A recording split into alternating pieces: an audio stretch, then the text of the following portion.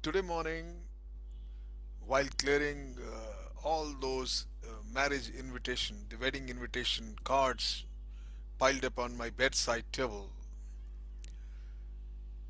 the thought comes to my mind to talk to you all. It gave me simply an idea to talk to you all today, share my feelings on the thing called the mating instinct.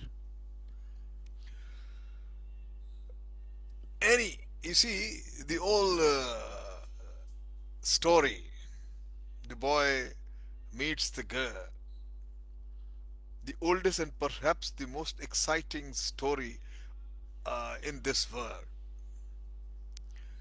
But it can be, I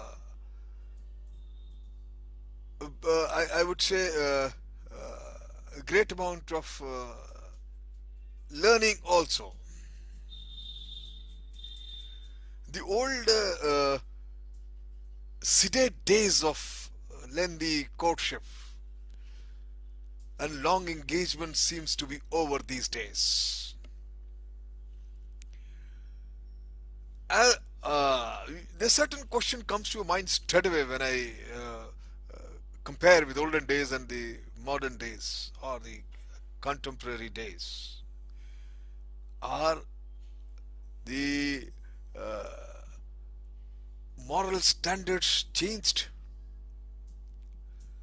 Is going study is a good idea? Does marrying young makes sense? What makes us fall in love with in certain way or with any particular person anyway? There are far too many questions which comes to your mind, and then you start comparing what was then and what is now, and only thing remain constant and unchanged, and that is called love. I've outspoken too much about on this word, but what is love? My friend, in spite of all science and religion, have told us that people do not want to understand the true nature of most potent force in the world, love.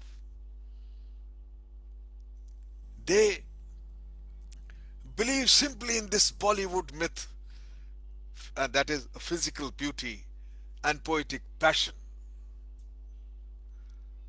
Two hearts in stardust beating as one. The chase, the capture, and courtship, and the surrender. All that may be a thrilling part of this attraction and courtship, my friends, but I think it is not and never can be love. Love and physical embrace becomes almost synonymous in young minds. Both creates ecstasy, but few young people are taught the possibility and need for growth beyond that beautiful excitement.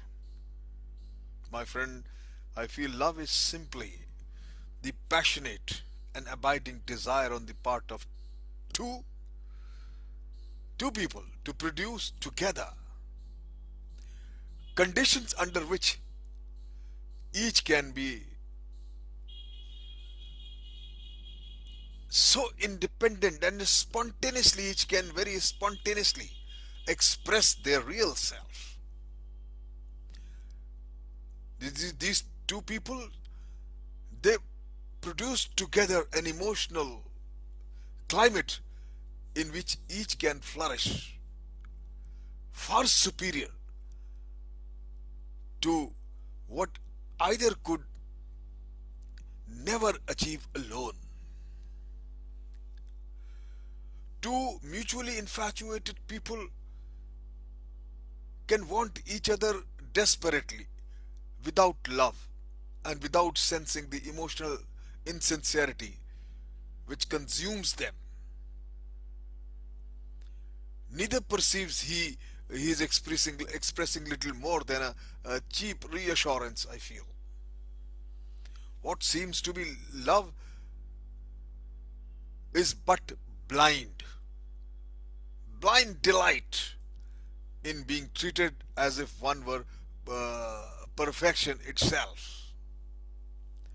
My friend, self-realization together includes the right of each partner to pursue individual interest. It often takes 5 years for a young couple to discover that we do everything together. It's sentimentally, is sentimentality, and certainly not love. Among such couples, I give example: if the man likes fishing and the woman does not, they give up fishing. If she likes a concert and he does not, they give up music. Their activities are confined to what both enjoy. In a constricted life,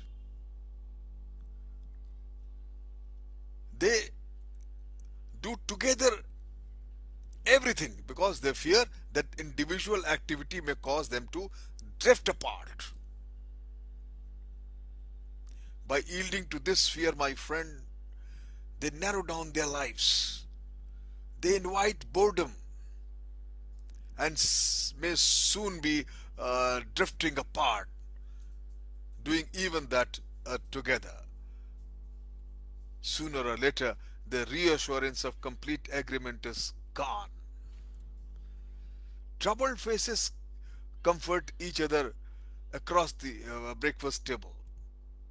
By dinner time, they may be angry faces divided as only emotional distance can divide.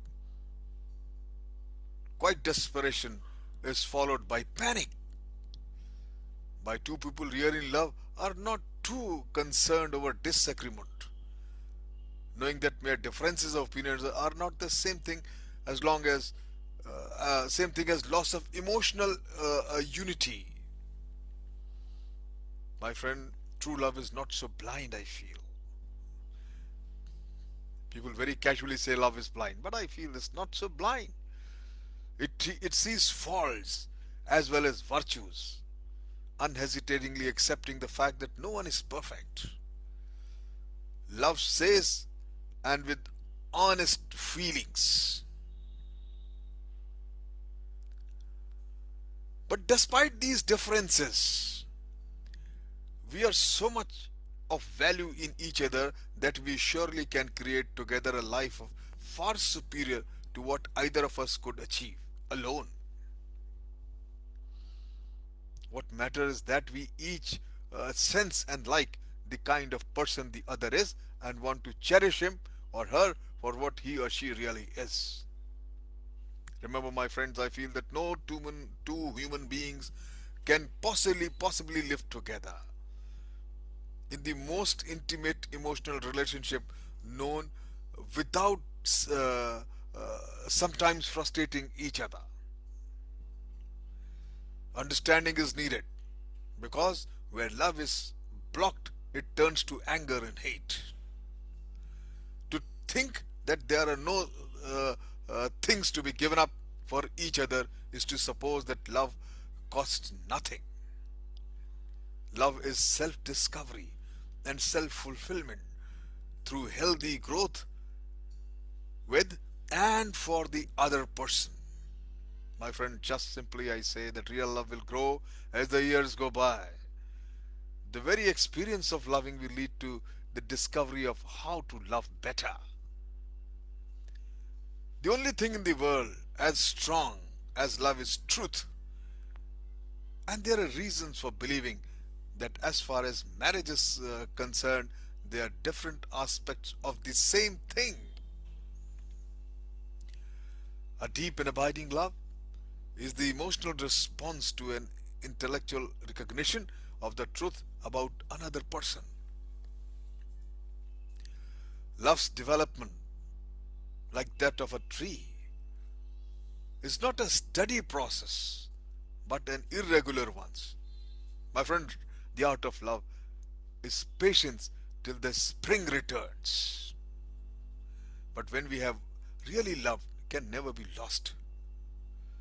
Its influence on our personality is always with us, and perhaps even death does not take it away. अकेले हो तो कैसी महफिलों की याद आती है, मगर महफिल में जाते हैं तो तन्हाई सताती है. कोई रिश्ता बनाकर मुतमईन होना नहीं अच्छा, मोहब्बत आखिरी दम तक ताल्लुक आजमाती है. Love, the mating instinct, is the ultimate instinct in life. Cherish that. Thank you very much.